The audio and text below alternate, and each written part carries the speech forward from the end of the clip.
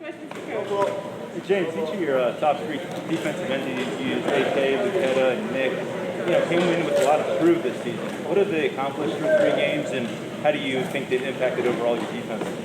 Yeah, 3 games, it's hard to say right now. But in general, obviously AK's made some splash plays. He's been able to get pressure. He's been able to get a sack. Tarburton, we kind of know what we're getting with him. He's very, very consistent. He's physical as anything. I think he would like to, and we need him to be a little bit more disruptive in the passing game from a pass rush perspective. And Jesse, for a guy that really hasn't done a whole lot of this, has probably been a pleasant surprise. We thought he'd be pretty good, but you never truly know till you get out there and do it.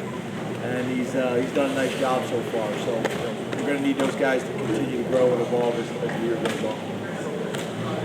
Jake, how important has the portal, the community college, has been to you guys? And do you have a strategy? Things have really pivoted? Yeah, even though we have had success with the portal, I wouldn't say I'm necessarily a huge fan and believer in it. I guess there's a time and place for everything. I guess we probably view it like a lot of people do. Almost like junior college players, like the situation we have with Lackawanna, where you're trying to maybe fill a void that you have, especially in the upper class, while you're waiting for a younger guy to develop and grow and mature. That's how it's been for us. I wouldn't say we're ever going to be a huge transfer portal team. I wouldn't say we're ever going to be a huge junior college program, but obviously with having Lackawanna in state, it's made a lot of sense to us, and I hope it's made sense to them as well. But it's really to fill immediate needs. Maybe you have an injury, maybe you have a guy that maybe just needs another year of development, and it probably makes more sense for him to be in a complementary role for a year and then be the starter the next year. It helps you with that. Get some immediate impact guys from a veteran experience maturity standpoint. James, do you have an overall kind of strategy for red shirts this year? And our 2020 guys, do you have to consider that with them given their eligibility situation last year? Yeah, so we're not really approaching the COVID year at all. We're kind of looking at guys as they were, and then we'll deal with that down the road when the time comes, knowing that there's some flexibility there. But from a redshirt standpoint, as you know, it's kind of fluid. So we kind of have the guys. I sit down with all of them before the season starts, and some guys we say, like Kalen King, that you're going from week 1 on. Some guys are going to have a special teams role, and maybe it grows. Some guys are going to try to hold their red shirt unless there's an injury, and then some guys are clearly just not ready yet. But that changes. Some guys at the beginning of the year that you didn't think were going to factor in by mid-season, they're ready to go either because they've improved or because there was an injury or a lack of production in front of them. So it could be a combination. So it's really very fluid, but we do track closely like how many games guys have played, because once they get to game 3, you have to make some decisions and be strategic, because you don't want to just burn a guy's year, and at the end of the year, you wish and they wish you hadn't. James, with that in mind, has the atypical non-conference start with Wisconsin first and then Auburn, has that changed how you maybe have used players or some of your rotational situations? Yeah, I think it normally would, right? Because you get to play a lot of those guys typically early on in some of the out-of-conference games. Kind of got to figure out who people are and then adjust from there. But I don't know if on the road at Wisconsin is the place to figure that out. So yeah, I think it's been impacted by our schedule. I think that's a fair thing to say. James, along the away from guys having more than one role. You've had multiple kickers. You have those play guys on both sides of the ball. Jordan's kicking everything. versus playing teachers with Marquise on two sides of the ball. We talked about why that's the case, but is there sort of a philosophy change in your openness, especially since you've had guys who've been willing to do that? No, I think a couple things. I don't think the philosophy has changed. I think you would prefer to have guys specialize. You prefer to have a punter.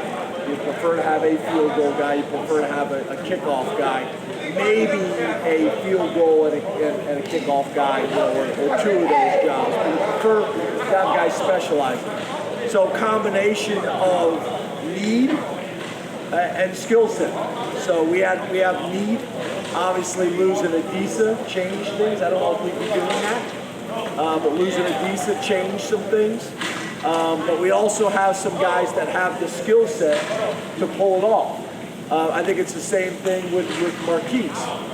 We have a need, and he's got the skill set. He's one of those guys, like, if you're just picking a backyard football team, Marquise is going to be one of the first picks because he literally naturally could play both sides of the ball. Now, being able to handle all the details that come with playing both positions at a high level, because right, you just can't throw him in and say go run a go, and everybody stadium knows every time he goes in it's a go, and if he's in there, it's probably not a run play. So we don't really want to operate like that. But I wouldn't say it's a philosophy change. It's a need right now, and it's a skill set that certain guys have. James, with John Lovett getting his first reps last weekend, what did you like, and how do you see his role continuing to expand? Well, he's an experienced guy. He's played a lot of football. Obviously not here at Penn State, but has played a lot of football. I think he has maybe a little bit different style, maybe a little bit more quickness, maybe a little bit more juice. Like you mentioned, he goes in there against Auburn first playing time, and the moment wasn't too big for him at all. Again, back to he's played a lot of football, in his college career so far. So I think you'll continue to see that as a kickoff return guy and as a running back. As he has success, he'll get more opportunities. What makes your red zone defense special this year? Your opponents are only like. I'm sorry, what makes your red zone defense special? Your opponents are like 6 for 11.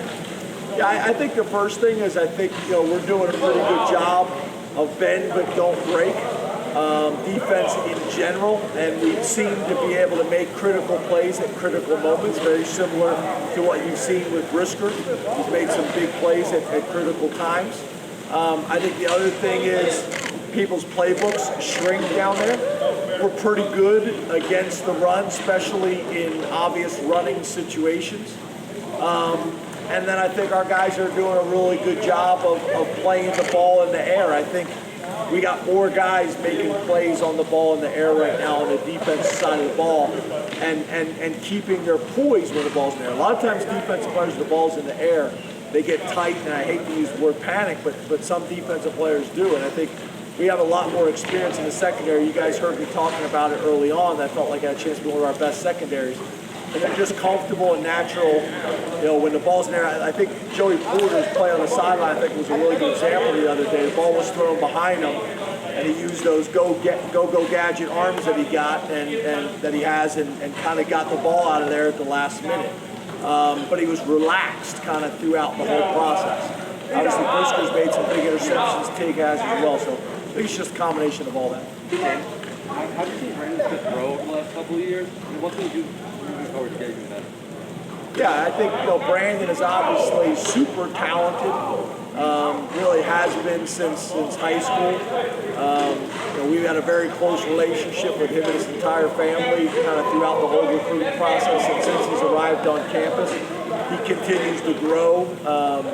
Not only each year but by week, playing different positions, which also helps him as well. He played out to the field last year predominantly, and now is playing into the boundary. So I think that's helped his overall understanding and confidence. But I see Brandon getting better every single day, and I think you'll continue to see that as the season goes on. I don't know if you guys have ever seen Brandon. We took all these guys to the lake this summer. I mean, he looks like he was made like in a lab. Like if you were trying to build a Frankenstein linebacker, I mean, that's how it would be. I mean, he's as impressive of a young man on the field and off He's killing it academically. He's doing a really good job. I'm really proud of him. I think you'll continue to see him, have success this season and moving forward. Jake, I know you're focused on the current team, but Micah and Odafe had big games in their second week in the NFL. What's that mean to you? What do you think about them producing early like that? Yeah, I think that it's not much of a surprise. I mean, obviously you got two different situations. We lost Micah last year because of the way the season was handled by the Big Ten. But obviously you guys know, we all know what a difference maker he is. I think he was a steal at 12. I think Dallas got a steal at 12. And then Jason, obviously, there's a lot of conversations about him and his athleticism, and maybe a lot of discussions about production, specifically when it came to sacks. But everybody that I could talk to and have interactions with about Jason and what I thought his future was like, I was pounding the table for him. So there's nobody in our building that is surprised by the success that either one of them are having. Thank you, Coach. Thanks, guys. Thank you.